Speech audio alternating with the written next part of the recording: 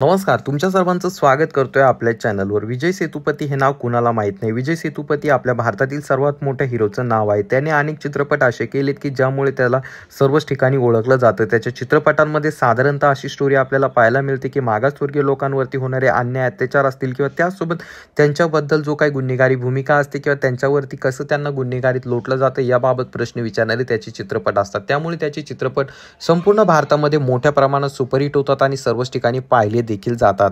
आणि त्यासोबत विजय सेतुपती याचे अनेक चित्रपट असे देखील आहेत की मागासवर्गीय लोकांना कसं गुन्हेगार बनविलं जातं किंवा त्यांना कसं त्या ठिकाणी त्यांच्यावरती अन्याय अत्याचार केला जातो याबाबत विचारणारे अनेक चित्रपट असतात. आणि त्याचे ते चित्रपट मोठ्या प्रमाणात व्हायरल होतात. अनेक जणांकडून त्याच्या चित्रपटांना पसंती दिली जाते किंवा त्याच्या चित्रपटांना जे आहे चांगलंच मोठ्या प्रमाणात अनेक ठिकाणी जे आहे बघितलं जातं. तर विजय सेतुपतीचा नवीन एक चित्रपट येत आहे ज्यामध्ये त्याने अशी भूमिका निभवलेली आहे की त्या चित्रपटामध्ये बौद्ध समाज असेल, मागासवर्गीय असतील यांना राजकारणात कसं समोर जाऊ दिलं जात नाही किंवा त्यांना राजकीय वाळीत कसं टाकलं जातं. तर त्या चित्रपटाबद्दल आपण पाहणारच आहोत. परंतु तत्पूर्वी तुम्हाला विनंती असेल, चॅनलवर नवीन असाल तर चॅनलला नक्कीच सबस्क्राईब करा. मित्रांनो, आपण तसं पाहायला गेलं तर बॉलिवूडपेक्षा साऊथ इंडस्ट्रीमध्ये जे आहे बौद्ध समाजाला किंवा डॉक्टर बाबासाहेब आंबेडकर यांना मानणारा वर्ग आपल्याला मोठ्या प्रमाणात दिसतो. कारण त्यांचे अनेक चित्रपट असे असतात की ज्या चित्रपटांमध्ये मागासवर्गीय लोक किंवा बौद्ध समाज असतील किंवा आंबेडकरवादी लोक असतील यांच्यावरती प्रश्न विचारले जातात किंवा त्यांची जी काही जीवनशैली आहे याबाबत त्या ठिकाणी प्रश्न मांडले जातात. त्या ठिकाणी रियालिटी दाखविली जाते. या लिस्टमध्ये आपल्याला जर पाहायचं झालं तर रजनीकांतचा जावाई असणारा धनुष याचे देखील अनेक चित्रपट आपल्याला पाहायला मिळतील.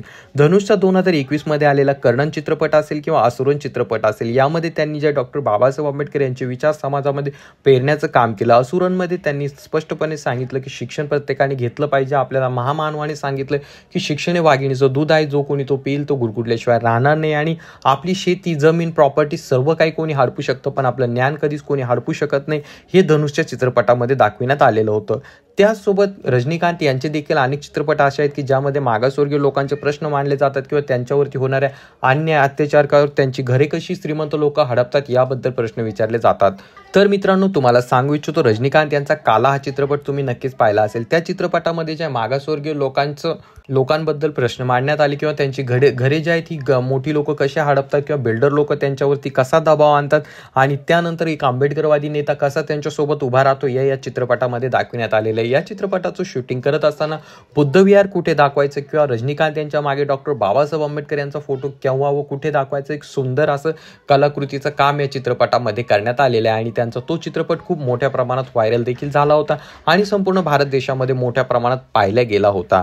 त्याचसोबत मित्रांनो, सरपट्टासारखे चित्रपट आहे ज्यामध्ये लग्न लावत असताना थेट नवरदेव नवरीच्या हातामध्ये म्हणजे जे मुख्य अभिनेता व अभिनेत्री असते त्यांच्या हातामध्ये डॉक्टर बाबासाहेब आंबेडकर आणि गौतम बुद्ध यांचा फोटो दिला जातो आणि त्यांचा तो चित्रपट देखील खूप मोठ्या प्रमाणात व्हायरल झालेला होता. त्याचसोबत जय भीम सारखा चित्रपट असेल, असे अनेक चित्रपट आहेत ज्यामध्ये मागासवर्गीय लोकांचे प्रश्न मांडले गेले. जय भीम हा चित्रपट तर यामध्ये अक्षरशः गुन्हेगारी पार्श्वभूमीमध्ये कशी मागासवर्गीयांवरती लादली जाते हे देखील मांडण्यात आलेलं होतं. तर मित्रांनो, आता आपण पाहूया विजय सेतुपती याचा नवीन येणारा चित्रपट कोणता आहे. मित्रांनो, तुम्हाला सांगू इच्छितो येणाऱ्या काही दिवसामध्ये विजय सेतुपती याचा विदुथलाई पार्ट 2 हा चित्रपट येत आहे. याचा पार्ट 1 आलेला आहे. यामध्ये जे आहे गोरगरीब लोकांना, मागासवर्गीयांना आतंकवादी कसं घोषित केलं जातं किंवा त्यांना नक्षलवादाकडे कसं लोटलं जातं याबद्दल त्यामध्ये प्रश्न मांडण्यात आलेले आहे. पार्ट 1 मध्ये जे आहे विजय सेतुपती याने एका नक्षलवादाची भूमिका निभवलेली आहे, परंतु त्या ठिकाणी अनेक गोष्टींवरती उजेड टाकण्यात आलेला आहे. त्या चित्रपटामध्ये जे आहे कसं एक मागासवर्गीय लोकांची जी असतो किंवा त्यांची जी पार्श्वभूमी असते यावरती जे कशी गुन्हेगारी लादली जाते किंवा त्यांना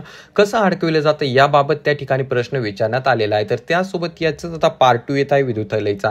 यामध्ये असं बोललं जात आहे की याचा ट्रेलर लॉन्च झालाय. त्यामध्ये असं दाखविण्यात आलेलं आहे की जेव्हा एखादा मागासवर्गीय व्यक्ती राजकारणात येतो किंवा तो राजकीय भविष्य घडविण्यासाठी राजकारणात येतो तेव्हा त्याला राजकीय वाळीत कसं टाकलं जातं किंवा त्याला कसे त्या ठिकाणी कामं करू दिले जात नाही किंवा एखाद्या मागासवर्गीय व्यक्तीला कसं त्या ठिकाणी जे आहे त्याच्यावरती गुन्हेगारी लादली जाते, अशा अनेक प्रश्न जे आहेत या चित्रपटामध्ये बोलण्यात आलेले आहेत किंवा दाखविण्यात आले. मित्रांनो, तुम्हाला सांगू इच्छितो असं बोललं जात आहे की या चित्रपटामध्ये आंबेडकरवादी लोकांना राजकारणातून दूर कसं ठेवण्यात आले किंवा आंबेडकरवाद्यांना जे राजकीय त्यांची जी भूमिका असते त्यांना कसं डावललं जातं, अशा अनेक गोष्टी या चित्रपटामध्ये दाखविण्यात आलेल्या आहेत. त्यामुळे हा चित्रपट आपण नक्कीच पाहायला पाहिजे असं बोललं जातं.